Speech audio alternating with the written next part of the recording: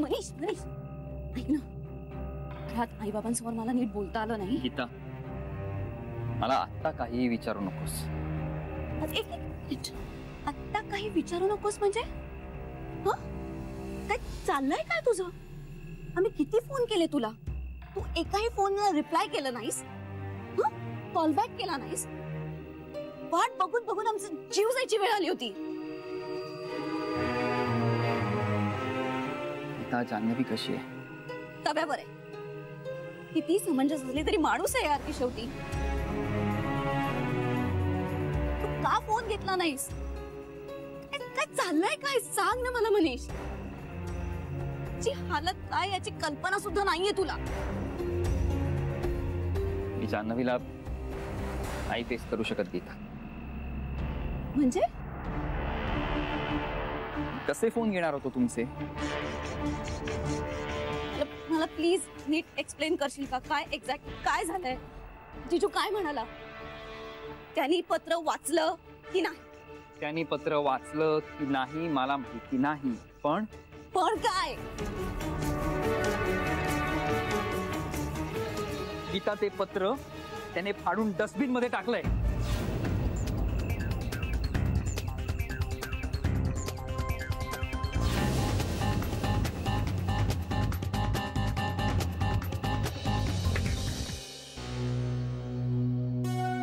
हे म्हणालेत की श्रीचं लग्न जमवणं हा काही उपाय नाहीये, तुम्ही असलं काहीतरी करू नका. कांताला बोलायला काय जात आहे? तो परत आणणार आहे का तिला? आणि परत आली तरी बरी वागणार आहे का ते श्रीशी? पण मला ना फक्त श्रीचं सुख हवंय, दुसरं काहीच नकोय.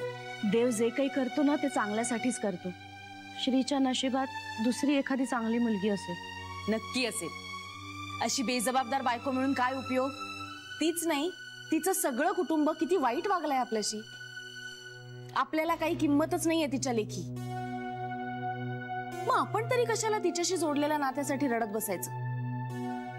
आता आपण आणि श्रीनं यातून लवकरात लवकर बाहेर पडायला हवं. मला असं वाटतं की आईला भले नाही पटणार, श्रीही चिडेल, पण आपण श्रीसाठी मुली बघायच्याच.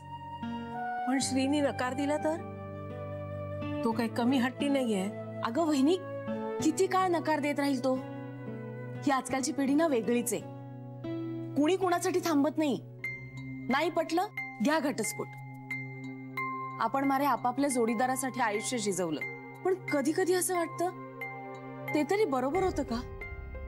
नव्याने संसार थाटला असताना तर असं रडत बसावं लागलं नसतं मला.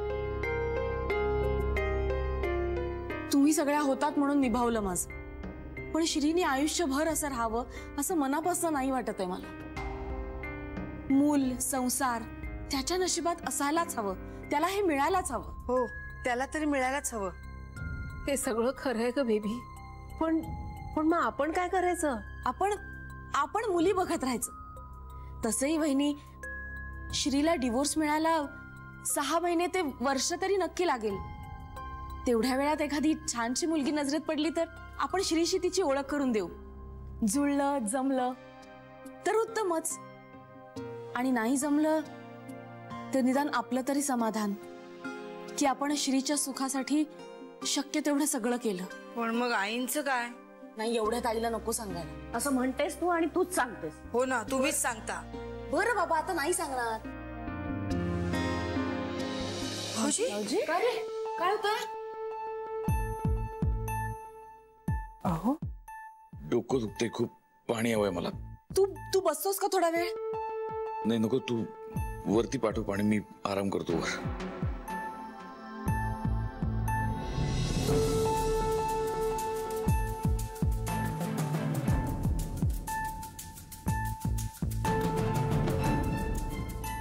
मी आलेच. हा.